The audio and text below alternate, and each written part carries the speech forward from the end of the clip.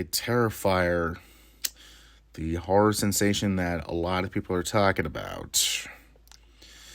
Okay. Dawn and I are sort of stranded. She has a flat tire and no spare, and I was kind of hoping you could pick us up.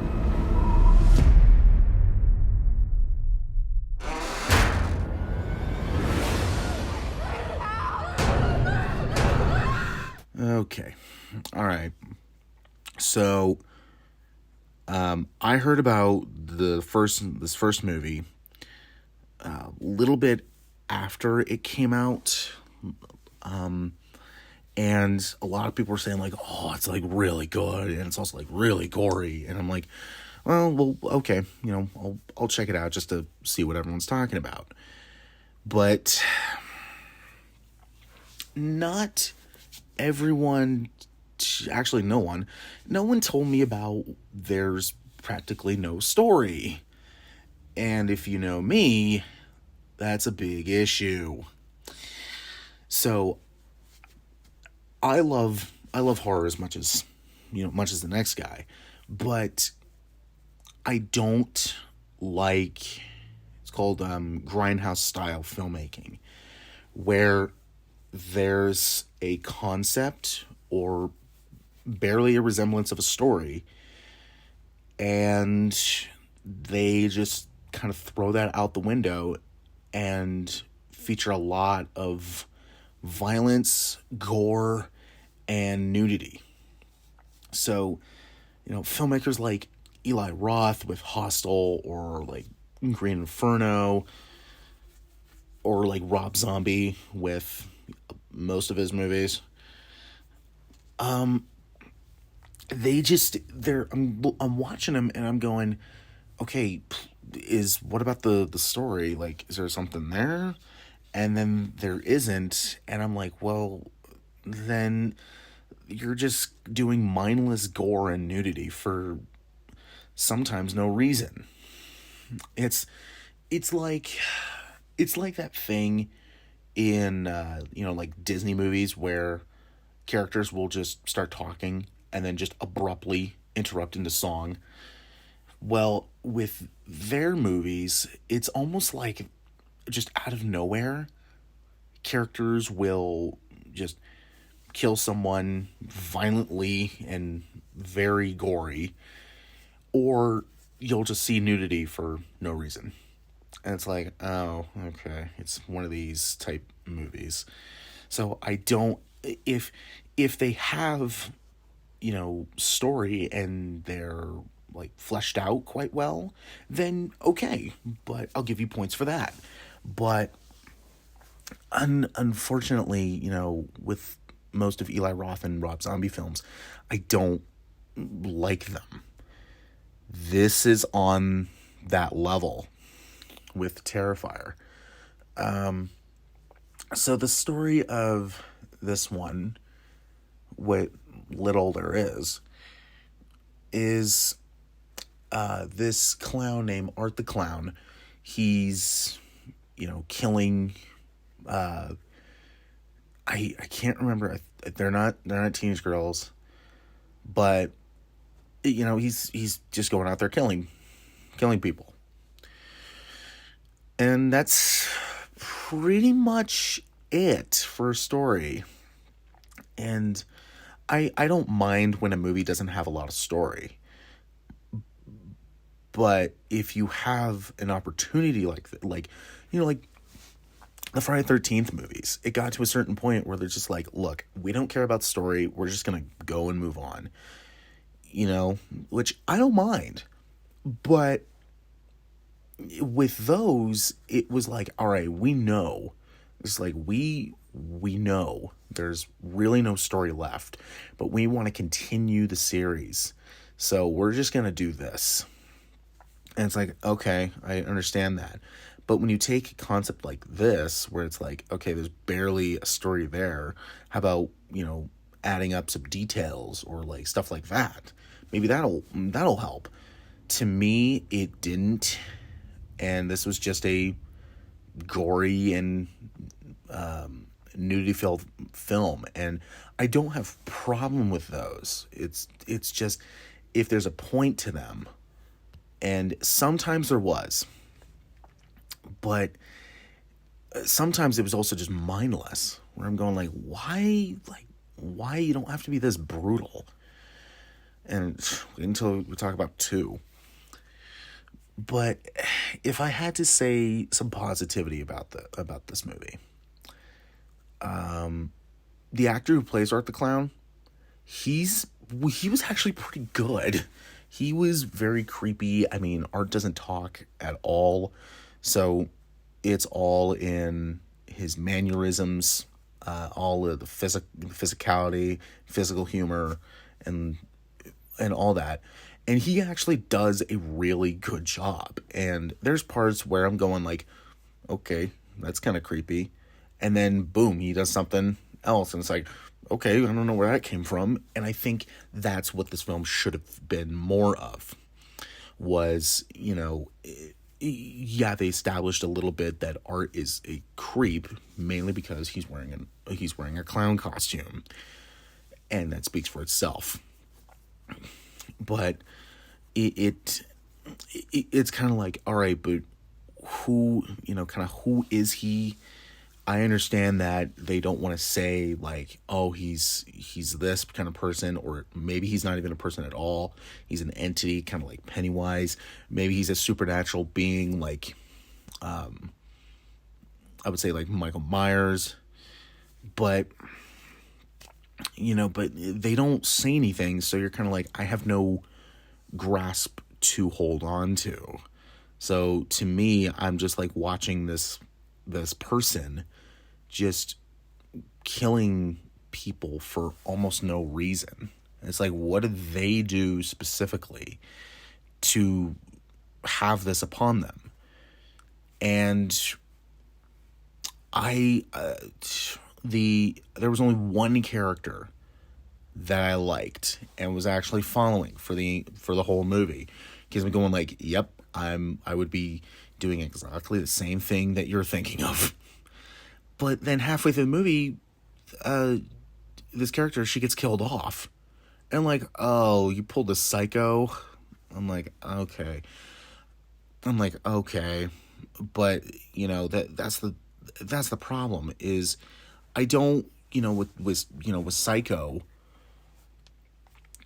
it was kind of like, wow, that's just shocking. Where with here, it was like, this is the only person I actually like. And now when you do that, it's like, all right, everyone else is disposable. So I'm like, I don't really care about anybody else. So Art, go ahead and kill him. So there was no like real, I didn't feel anything for these characters, because I'm like, I don't care about you. So, and I think when crafting a horror movie or a slasher film, if you don't have anybody to, hold on to, or you actually care about, then you really have a quite disposable movie. Because I'm like, oh, well, whatever. I don't care if they progress in the story. I don't care. The only thing that I think can save them is if they do something that makes them like almost take a 180 as a character. But then at the same time, when sometimes they do that, it's kind of like, all right, that was out of nowhere. Like they're like, oh wow, I realized like, yeah, this happened. And then they save somebody, and then they're like, all right, I saw the error of my ways. And it's all about crafting the character. With this, it almost goes back to, Friday the 13th, where it's like, it's all about the kills. It's all you care about. And sometimes I had a problem with that, because I'm looking at it going like, you could have put a lot more detail into this, and yet this is what you did. So, but like I said, wait until we get to 2. So I see why a lot of people, like, they're like, oh my god, this movie's great. And I'm like, like, personally for me, I don't really care for these grindhouse films, because sometimes, or most of the time, they don't have a story, or they have the premise they have. It's like, okay, can you add a little bit more to that? And they don't. But I'll give this movie some points. Like, the actor who plays Art was really good. Even some of the kills, I'm going like, oh, that actually was quite brutal. So I'll give you points for the gore for itself because it was all practical. But other than that, I can't think of anything else good in this movie. And if it wasn't for like the practical gore and but mainly if it wasn't for the actor who portrays Art being, dedicated like that, this would be a terrible, because only the gore can only get you so far, and even that would hurt because it's just like, wow, all this gore is just wasted on this. But I would give this a fine because of the points I made, where I'm like, yeah, if it wasn't for Art and the gore, this would be a terrible. Even if Art wasn't there or not as creepy as he was, this would still get a terrible. So honestly, he saved it just by himself, and I'm like, oof, that's quite something. They then decided we're gonna make a second one. You think that guy's still out there? What's up with you and this clown all of a sudden? You're like obsessed. They never found his body. What if he decides to come back here? I wouldn't worry about it. Wait a minute, aren't you that guy from the costume shop? Sir, what are you doing? Terrifier 2. Okay. So, I heard that, yeah, they're making a sequel, and I'm going like, I don't really think a sequel is necessary, especially how the first one ended was kind of like all right, that it's over. But then at the end, it's like one of those things like in Friday the 13th, where it's like, all right, Jason's dead, but then they find a way to bring him back, and it's just like, okay, what was that? Oh, we're moving on. Okay.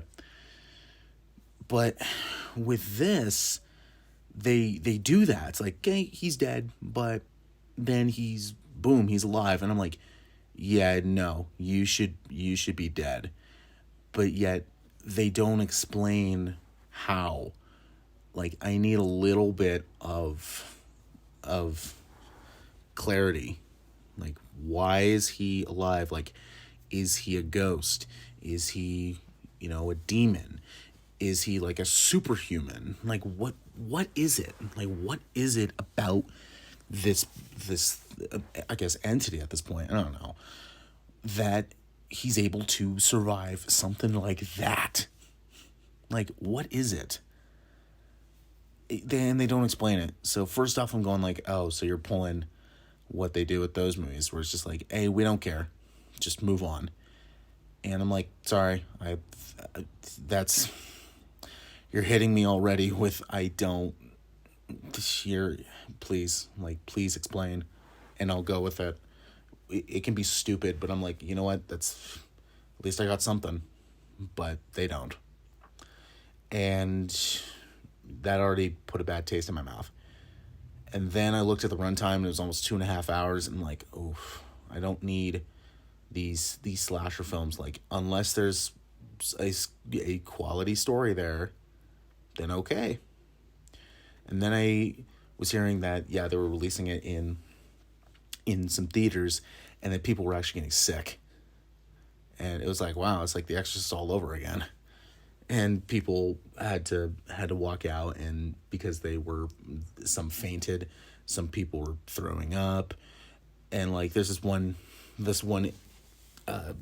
post I already found on Twitter where it was outside of the theater, and there was these two paramedics that were standing right next to this person that was just kind of like hunched over, and then the tweet was just like, so I just watched Terrifier 2, and this guy had to leave because he like fainted and then puked, so it's definitely worth the watch.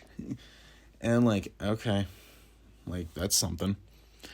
So I waited until, it came out on demand. I was like, I'll watch it that way. And I did. And I'll give the movie this. Again, like I said with the first movie, Art the Clown, the actor portrays him. He does a very, very good job. Definitely creepy.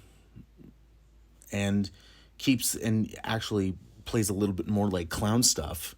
And it's just like, okay, that's quite funny. It's dark, but it's kind of like, okay, that's weird and funny. The characters in this I liked a little bit more than the first one, but that also didn't come with their faults. And okay, look, the 2.5 hour runtime is a big problem, because they throw scenes in there that I'm like, okay, where does that fit? I'm like, if you explained it, then okay, maybe, but they don't, and it's like, okay, we're just gonna move on from that. Like, I don't get what's going on. Like, was that real? Was that a hallucination? Was it a dream? Like, what is going on? And they still don't explain it. And it's kind of like, well, if you're not going to explain it, then don't add the scene, because it won't connect. It's not going to connect with anything. You're just going to throw a random scene in there for no reason. And they do that a lot. And I was like, well, okay, whatever. And what little there is of the story, it was a bit ridiculous. like they're like, oh, like it looks like so with this one, it's a family that Art is kind of stalking, and you don't know why. Again, much like the first one, you don't understand why they're going after this group. But with this one, it's like, well, their dad kind of knew something before he went crazy.